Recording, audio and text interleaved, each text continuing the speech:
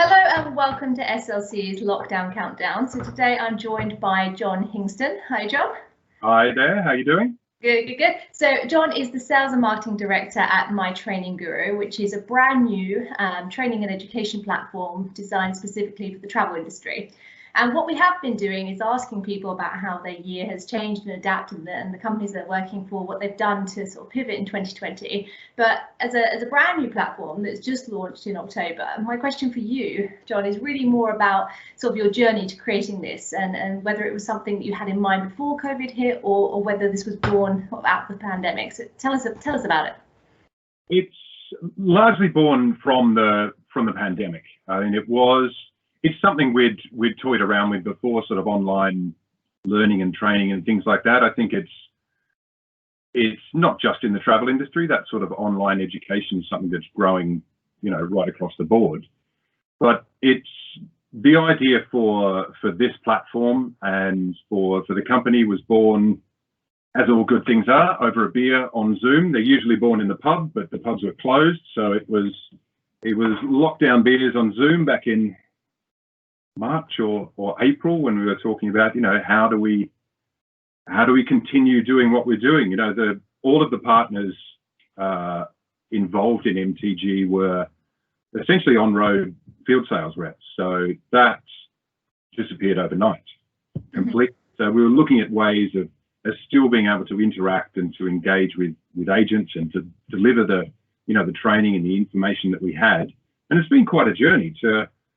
None of us were, sort of in any way experts in technology, and especially education technology, but to be able to find out so much about it and to see that sort of where that industry is going has been really, really interesting, and it's really encouraging.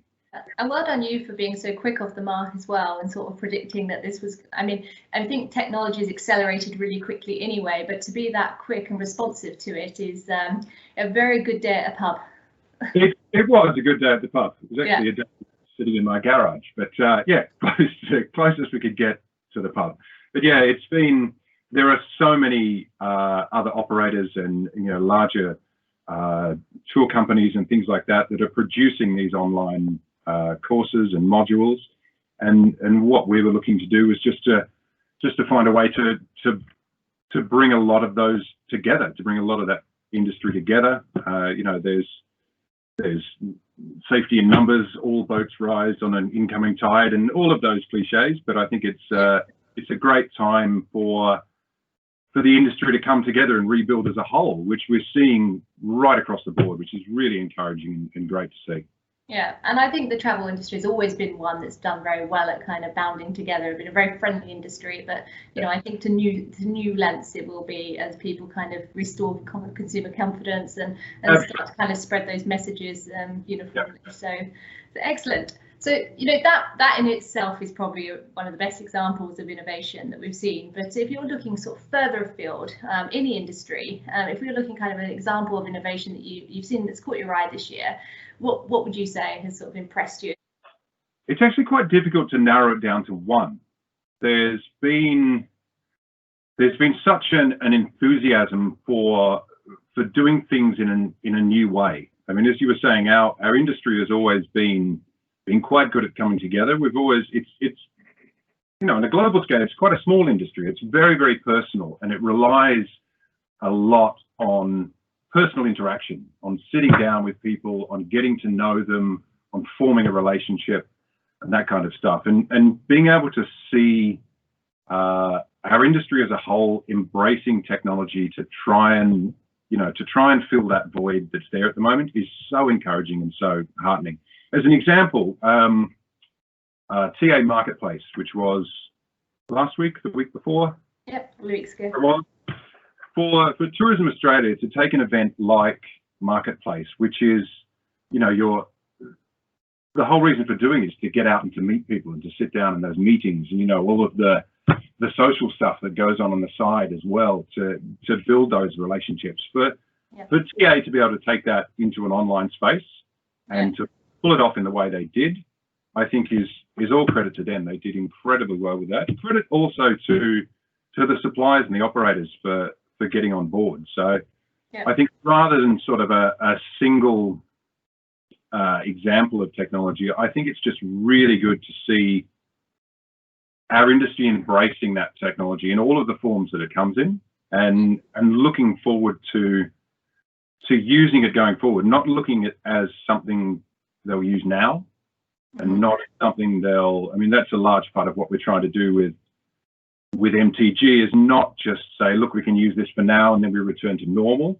but something that's going to have value into the future and change the way things are done a little bit. Add, you know, things like reporting, and, you know, just developing an understanding of what sort of knowledge is out there in your agent network, I think is going to be great for the way people sort of manage and target their marketing spend and their resources and their, you know, their field agents or their field sales teams times and that kind of stuff. So yeah, largely I think just that embracing of technology, which was already happening. I mean, we'd already seen it coming through in a few different companies who've been doing great things for a few years, but I think this has just accelerated that, and it's also going to change it a little bit. I mean, by forcing people like myself, I mean, had this not come along, we certainly wouldn't have jumped on it with, you know, with the gusto that we have done. So it's brought a lot of people into that kind of area as well.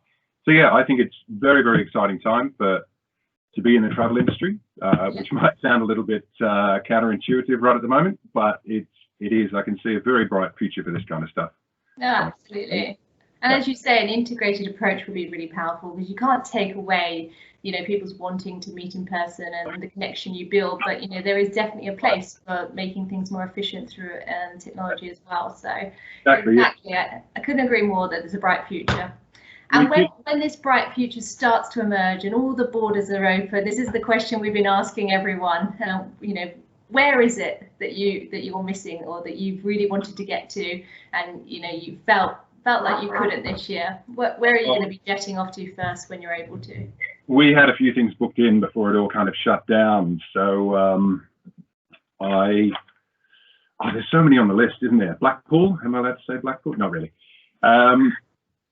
I think without trying to sound too soppy, I think going to see my family in Tasmania. I mean, it's a thing we try and do every year. It's a big part of our industry, that sort of connecting families and friends, and, you know, that sort of personal connection. I think we talk so much about, you know, going out and experiencing the new and seeing these great new places, but I mean, without our industry, it'd be, you know, it'd be impossible to connect with friends and loved ones overseas as well. So definitely heading out to see the family in Tassie, spend a bit of time there. But that said, there's always a stopover, isn't there? There's always somewhere on the way. So my wife has this theory that if the plane touches down, you've got to go out and spend a few days there. You're there already. You may to break up the journey. I think it's very good theory. So this year we're hoping Japan on the way out to Australia. I'm hoping to maybe sandwich in a bit of Philippines on a side trip as well. Two places I've never been to before. Both very, very different, but, you know, a bit of Japan for that great mix of the old and the new, and then Philippines for a bit of downtime and laying on the beach with a cocktail and watch the world go by. Well, they're incredible journeys there to look forward to. So fingers crossed that you'll be penciling, or at least, you know, putting them in ink for next year. Absolutely, definitely. Well, thank you so much for joining us today. It's been a pleasure talking to you and hearing about the journey that has been your 2020. So best of luck with everything. I look forward to seeing how it emerges next year. Thank you very much, and to you too, and to everybody out there. Thanks a lot. Thank you. Bye. Yeah, bye.